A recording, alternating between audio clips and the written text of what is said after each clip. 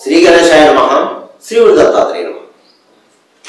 ఈ వీడియోలో మనం ఈ రోజున మార్చి మాసంలో ధనుస్సు రాశి వారికి ఎలా ఉందో తెలుసుకుందాం. ధనుస్సు రాశి మూల 1, 2, 3, 4 పాదాలు, పూర్వాషాఢ 1, 2, 3, 4 పాదాలు, ఉత్తరాషాఢ 1వ పాదము ధనుస్సు రాశిలోకి వస్తారండి. ఈ ధనుస్సు రాశి వారికి ఈ రాశి ఉన్న స్త్రీలకు పురుషులకి గ్రహ సంచారం బాగుందండి. మీకు ఈ నెల బాగుంది. గతంలో చాలా బాధలు పడ్డారు, ఇబ్బందులు పడ్డారు, చాలా సమస్యలు ఎదుర్కొన్నారు. ఇలాంటి సమస్యలు కాదు, చాలా సమస్యలు ఎదుర్కొన్నారు. ఇప్పుడు బాగుంది. సమయం అనుకూలంగానే ఉంది మీకు, అందులో ఏమాత్రం సందేహం లేదు. అన్ని రకాల వారికి అన్ని రకాలుగా యోగదాయకంగా ఉంది. గతంలో ఉన్న సమస్యలు మబ్బు విండని ఇప్పుడు చెప్పుకోవచ్చు. అలాగే దంపతుల మధ్య ప్రేమ అనురాగాలు ఉంటాయి. కుటుంబ సఖ్యత బాగుంది. అలాగే చూసారా, గతంలో చిన్న చిన్న మనస్పర్ధలు వచ్చి విడిపోయిన భార్య భర్తలు ఎవరైతే ఉన్నారో ఈ మాసం మీరు కలుసుకోవడానికి అవకాశం కనిపిస్తుందండి. అవకాశాలు ఉన్నాయి మీరు ప్రయత్నం చేస్తే. అలాగే గతంలో పరిష్కారం కాని సమస్యలు, మీరు ఆ పరిష్కారం కాని సమస్యలు ఇప్పుడు కొలుక్కు వస్తాయి. అంటే ఒక సెటిల్మెంట్లు మీరు చేసుకుంటే ఆ సమస్య కూడా తీరుతుంది.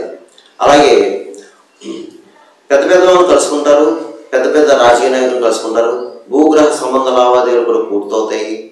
అలాగే గృహ నిర్మాణం చేపడతారు. లేదంటే గతంలో నిర్మాణం చేపట్టి కొన్ని పరిస్థితులు ఆగిపోతే అది ఇప్పుడు పూర్తి చేస్తారు. అలాగే ఆరోగ్య విషయంలో మాత్రం కొంచెం జాగ్రత్తగా ఉండడం చాలు. ఆరోగ్య విషయంలో కాస్త ఇబ్బందికర వాతావరణం కనిపిస్తుంది. ఆరోగ్య విషయంలో జాగ్రత్త, ప్రయాణంలో జాగ్రత్త. తప్పనిసరి పరిస్థితుల్లో ప్రయాణం చేయండి. ఒకరు ప్రయాణం చేస్తే మీ నిమ్మకాయ ఒక వెల్లుల్లిపాయ దగ్గర పెట్టుకోండి. అలాగే కొత్త వాళ్ళతో జాగ్రత్త, చాలా జాగ్రత్తగా ఉండండి. వాళ్ళని నమ్మి ముఖ్యమైన పత్రాలు, ధనం, బంగారం ఇవ్వద్దు. ఇకపోతే శుభకార్యాలకి హాజరవుతారు. కొంతమందికి అయితే మీ గృహంలోనే శుభకార్యాలు జరగడానికి అవకాశం కనిపిస్తుంది. విందు వినోదాల్లో పాల్గొంటారు.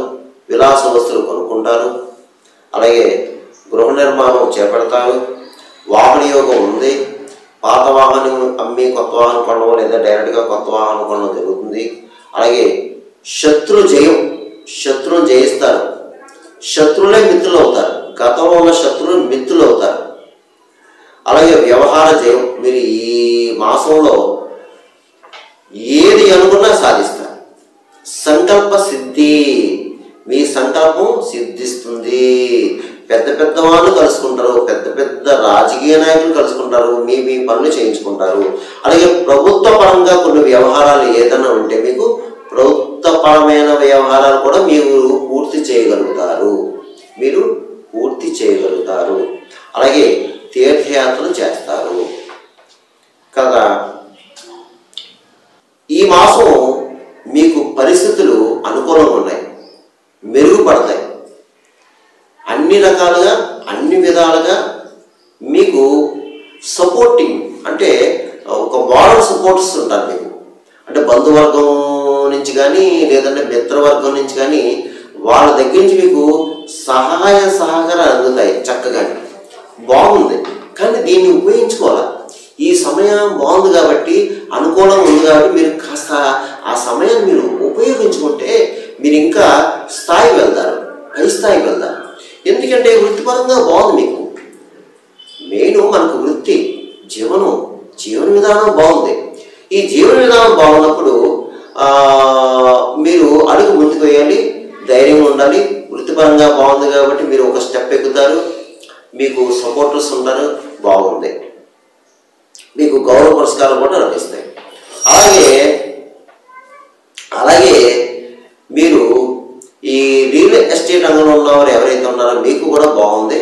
మంచి బిజినెస్ అవుతుందని మీకు చాలా బాగుంది. అలాగే స్పెక్యులేషన్ లాభిస్తుంది. మోటార్ ఫీల్డ్ వరకు బాగుంది. అలాగే కళారంగంలో ఉన్నవారికి బాగుంది. సినిమా టీవీ రంగం వారు ఎవరైతే ఉన్నారో మీకు కూడా బాగుందండి. చాలా చక్కగా ఉంది. మంచి అవకాశాలు వస్తాయి. అవకాశం ఉపయోగించుకోండి. మీరు అవార్డులు వస్తాయి. గౌరవ పురస్కారాలు లభిస్తాయి. అలాగే రాజకీయ నాయకులు ఎవరైతే ఉన్నారో మీకు కూడా బాగుందండి, మీరు ప్రజల్లో గుర్తింపు తెచ్చుకుంటారు, మీ చాలా మంచిగా ఉంది. కాకపోతే మీ మీద అసూయ రాగ ద్వేషాలు ఉంటాయి, నరఘోష నరపేట ఉంటుంది, మాత్రం జాగ్రత్తగా చూసుకోండి. మీకు తెలియని శత్రువులు ఉంటారు. అంటే మీరు మంచి కార్యాలు చేస్తున్నారు, ప్రజలకి పనికొచ్చే కార్యాలు చేస్తారు, ప్రజల్లో గుర్తింపు తెచ్చుకుంటారు, ప్రజలు గౌరవ మర్యాదలో చూస్తారు. అది చూసి ఓర్వలేని వారు ఉంటారండి మీ మీద. అది జాగ్రత్త చూసుకోండి. ఇక అన్ని రకాల వ్యాపారస్తులకి బాగుంది. కొత్తగా కూడా వ్యాపారం పెట్టుకోవచ్చు, జాయింట్ వ్యాపారం పెట్టుకోవచ్చు, మంచి లాభాలు వస్తాయి, చాలా మంచి లాభాలు వస్తాయి. ఇకపోతే ప్రభుత్వ పరంగా ప్రైవేట్ పరంగా ఉద్యోగస్తులు కూడా బాగుందని మీకు ఉద్యోగ స్థానం బాగుంది. కాకపోతే స్థల మార్పు కనిపిస్తుంది. అలాగే పై అధికారులతో ప్రశంసలు పొందుతారు, మీ తోటి సహోద్యోగాలతో కూడా గౌరవింపబడతారు, మిమ్మల్ని గౌరవిస్తారు. కొన్ని విషయాల్లో మీ యొక్క సలహా పాటిస్తారు వాళ్ళు, అంటే మిమ్మల్ని సలహా సంప్రదింపులు చేస్తారు. పై అధికారులు కానీ తోటి సహ ఉద్యోగులు కానీ మీరు చెప్పే సలహా వారికి ఉపయోగిస్తుంది, వారికి మంచి జరుగుతుంది. ఇకపోతే పరీక్ష కాలం, ముఖ్యంగా పరీక్షల సమయం. చదువుకునే విద్యార్థులు ఎవరైతే ఉన్నారో మీరు ఏ విధమైన వ్యాపకాలు పెట్టుకోవద్దు. చక్కగా చదువుకోండి, మంచిగా చదువుకోండి, శ్రద్ధగా చదువుకోండి. మంచి మార్కులు వస్తాయి, పరీక్షల్లో మంచి మార్కులు వస్తాయి. కానీ కష్టపడి చదవండి, ఏ వ్యాపకాలు పెట్టుకోవద్దు. మీరు ఓసారి గణపతి పూజ చేయించుకోండమ్మా.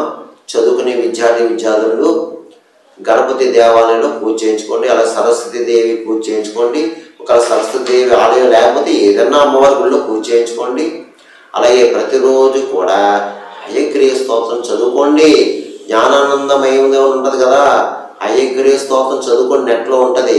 అది చదువుకోవడం వల్ల మీకు చక్కగా గుర్తుంటుంది, జ్ఞాపక శక్తి ఉంటుంది, చదివింది రాస్తారు, లేదా ఆటోమేటిక్గా అక్కడ ఆ ప్రశ్నకి మీకు సమాధానం జరుగుతుంది.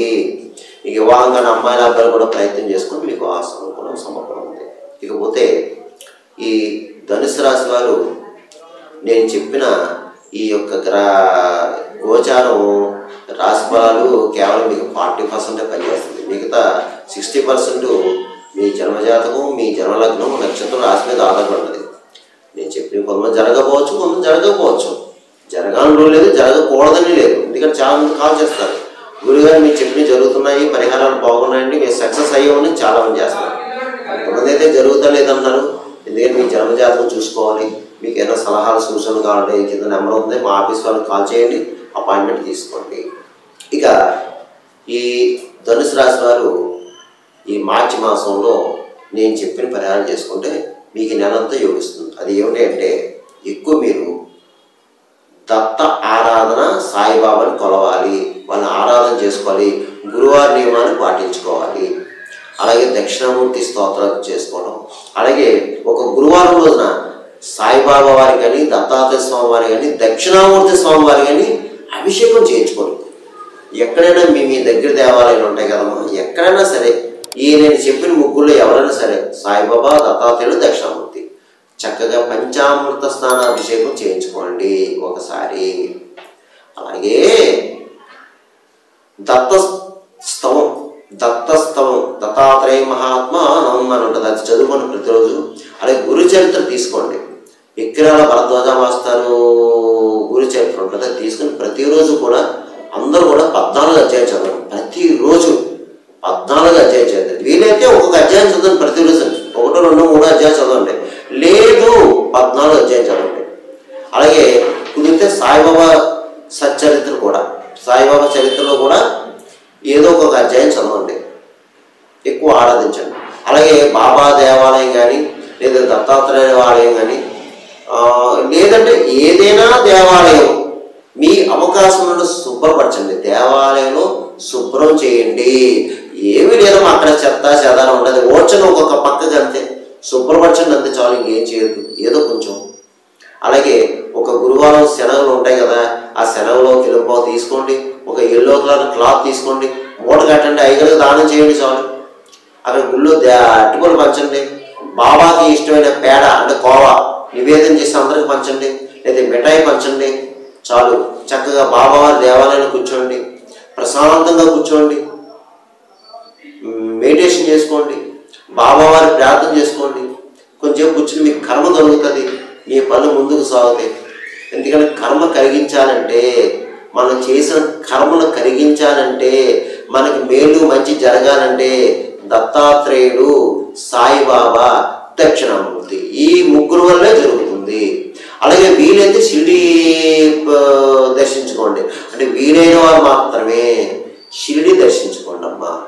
లేదంటే గాంగాపురం, లేదంటే మా పిఠాపురం దత్తాత్రేయ స్వామి వారు, ఎక్కడైనా సరే దర్శించుకోండి. అది గురువారం రోజున మాత్రమే, గురువారం రోజున మాత్రమే. ఇకపోతే ఎక్కువ ఎవరైనా బాధపడేవారు ఎవరు ఉంటే శివాలయంలో ఏకాదశి రుద్రాభిషేకం చేయించుకోండి. శివాలయంలో ఏకాదశ రుద్రాభిషేకం చేయించుకొని శివాలయంలో ఎక్కువ బాధపడేవారు అనుకుంటే ఏమో. ఇక గోవుకు ఆహారం పెట్టండి, గోవుకు గడ్డి పెట్టండి, కాకులున్న ప్రదేశంలో తీపన్నాలు పెట్టండి, పిచ్చుకున్న ప్రదేశంలో ధాన్యం వేయండి, అలాగే పౌరానికి జొన్నలు వేయండి, పిచ్చుకులకి ధాన్యం వేయండి, భిక్షగాలకి ఎవరైనా భిక్ష దాచిన వారికి ఆహారాన్ని పెట్టండి, బ్రెడ్ ఇవ్వండి, లేదా అట్టుపండు ఇవ్వండి, ఎంతో కొంత ధనాన్ని ఇవ్వండి. అలాగే ఫిజికల్ హ్యాండిక్రాఫ్ట్స్, గుడ్డివారు వీళ్ళు ఏమైనా కనిపిస్తే వారికి కూడా కాస్త ఎంతో కొంత ధనం ఇచ్చి భోజనం పెట్టండి. ఒక భోజనం ప్యాకెట్ ఇవ్వండమ్మా. అన్నదానాలు కంటే అన్నదానం మంచిదమ్మా. అలాగే అన్నదానం ఎక్కడ జరుగుతున్న అన్నదానం పాల్గొనండి. మీరు ముఖ్యంగా అన్నదానంలో పాల్గొనండి. ఇక ముఖ్యంగా మీకు చెప్పదగిన సూచన ఏంటంటే, మీరు ఎక్కువ yellow colour, light yellow colour వాడండి. కనీసం కర్చీఫ్ వాడండి, లైట్ ఎల్లో కలర్ కర్చీఫ్ వాడండి. ముఖ్యంగా మీరు ఏదన్నా ముఖ్యమైన వ్యాపారం మీద వెళ్ళేటప్పుడు బ్లాక్ 80% మీరు వాడద్దు, బ్లాక్ 80% మీకు వాడద్దు ఏమన్నా. ఇలా చేసుకోండి, మీకంతా మేలు జరుగుతుంది, మంచి జరుగుతుంది. సర్వేజన సుగుణ భవతు, శుభం భవతు, స్వస్తి.